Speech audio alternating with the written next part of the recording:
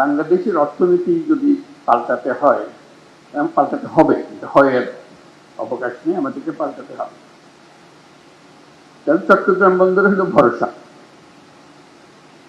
এটাকে বাদ দিয়ে বাংলাদেশের অর্থনীতি নতুন কোনো পাতায়, নতুন কোনো অধ্যায়ে প্রবেশ করার কোনো সুযোগ নেই।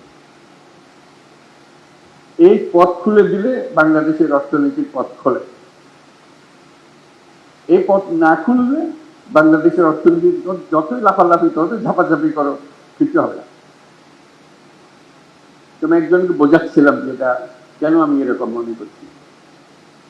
আমাদের চট্টগ্রাম বন্দরটা হলো বাংলাদেশের অর্থনীতির হৃৎপিণ্ড।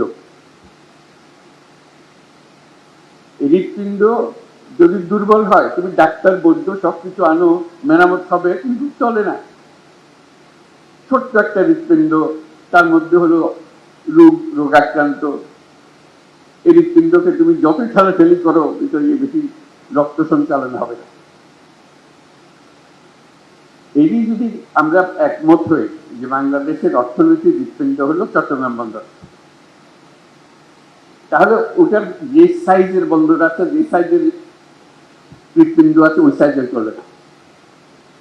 এই হৃৎপিণ্ড বিশ্ব সাইজের হৃৎপিণ্ড করতে হবে, তাহলে এটা পাম্প হবে, সেটা সারা বাংলাদেশ জুড়ে সেটা সচল হবে।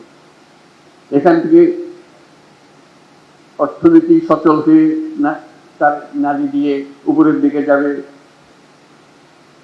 সারা দেশ জুড়ে ছড়িয়ে যাবে, আবার সারা দেশের জিনিস এখান দিয়ে বিদেশে চলে যাবে। এটি হলো হৃৎপিণ্ডের কাজ, এটি হলো বন্দরের কাজ। বন্দর আরো আছে, কিন্তু এটা হলো একেবারে কেন্দ্রীয়, সবচেয়ে বড় যে জিনিসটা, এখান থেকে সমস্ত কিছু নিয়ন্ত্রিত হবে। কাজে আমরা বললাম যে পৃথিবীর সারা বন্দর ব্যবস্থাপক যারা আছে তাদেরকে ডাকো। দেখলাম যে আগেই ডাকা হয়ে গেছে, কিন্তু কাজটা হচ্ছে না। আমি বারে বারে সবার কাছে আবেদন করছি, এটা তাড়াতাড়ি করে হবে। যত দিন যাবে আমরা এই হৃৎপিণ্ডকে আর ওইভাবে স্থাপন করতে পারবো না। আমাদের যে সুযোগ আছে, এই সুযোগে আমরা হৃৎপিণ্ডকে ওই সাইজে, যে সাইজে আমরা কল্পনা করি বাংলাদেশের অর্থনীতি দাঁড়াবে, বাংলাদেশের ভবিষ্যৎ পরিবর্তন হয়ে যাবে, এটা পরিবর্তন না করে বাংলাদেশের কোনো অর্থনৈতিক পরিবর্তন সম্ভব না।